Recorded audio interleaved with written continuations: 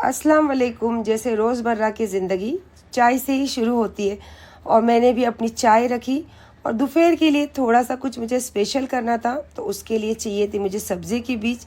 तो चाय बनाते बनाते मैंने सब्ज़ी के बीज भिगो, उसके बाद अपनी चाय नाश्ता लेकर बैठी नाश्ता करने, क्योंकि मॉर्निंग में ही अली चला जाता है अपने जॉब के लिए। अमीन भाई अभी तक सो रहे थे। चाय पीने के बाद फिर मैं गई किचन में, जो मैं आपको लास्ट ब्लॉग में बताई थी कि मैं सी फूड बनाने वाली हूँ। उसको निकाली, किचन पे रखी और एक मोगो मोगो पी, क्योंकि मुझे बहुत मेहनत वाला काम करना था किचन में जाके। मोगो मोगो पीने के बाद फिर मैं गई अमीन को उठाने, क्योंकि उसको भेजना था जिम और वो आएगा तभी मेरे सारी चीज़ें शुरुआत होती है, जैसे कि सोशल मीडिया हो या मेरे खुद के बिजनेस की बातें हो। फिर अमीन उठा और अपने जिम की तैयारी करके वो चला गया जिम। और जैसे कि मुझे लंच बनाना था और उसी के साथ एक अच्छी रेसिपी भी शूट करवानी थी, तो उसके लिए अमीन का रहना बहुत ज़रूरी था।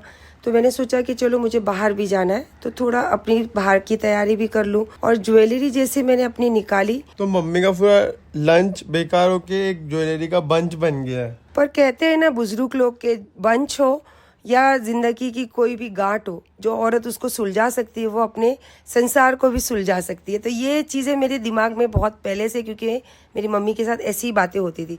फिर अमीन भाई हमारे आ चुके थे, अपनी तशरीफ़ ला चुके थे, और आने के बाद उन्होंने क्या किया पता है आपको? पीनू के साथ नोटाइजिंग किया था पीनू को। मैं चली गई लंच के लिए।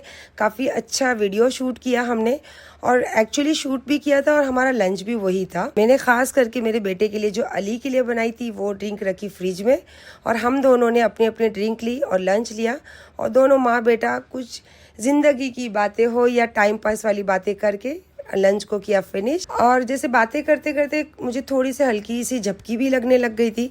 तो जैसे आँख खुली तो फिर अमीन बोला मेरी दोस्त आ रही है मम्मा, उसने नया डॉगी लिया है, मुझे उसको देखना है। तो मैंने ठीक है बुला लो।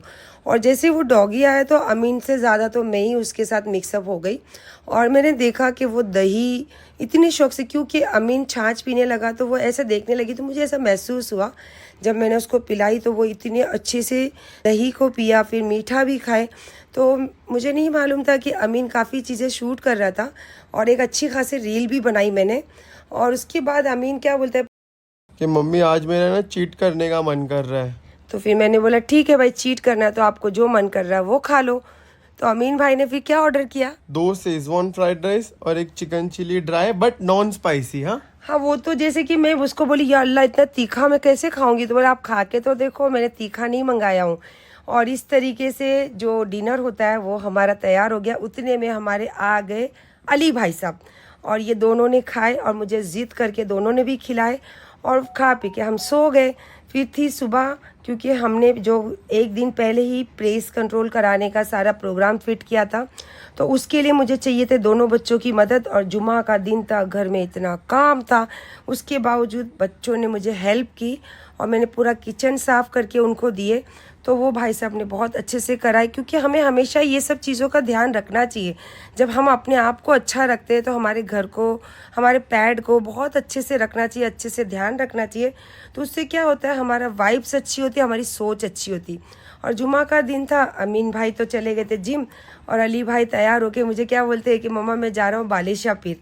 तो मैंने बोला ठीक है बेटा जाओ, और मेरी गाड़ी भी चली गई है रैंड पे। फिर मैं वापस अपने किचन को देख के थोड़ा दिल उदास हुआ कि जुमा के दिन आज घर में इतना मैसी पड़ा है, पर कुछ नहीं कर सकती थी। तो फिर मैंने बोला कि चलो अब कुछ कर नहीं सकती तो नहा ही लेती हूँ। फिर मैं चली गई नहाने के लिए। उतनी देर में अली नीचे से मेरे लिए पफ भेजा था, एक नॉन वेज और एक वेज। तो मैंने लेकर तो बैठी दोनों, पर मैंने खाई एक ही। इसी के साथ साथ जो बीता हुआ दिन था वो सुबह ख़त्म हुआ और नया दिन सुबह ही शुरुआत भी हो गई।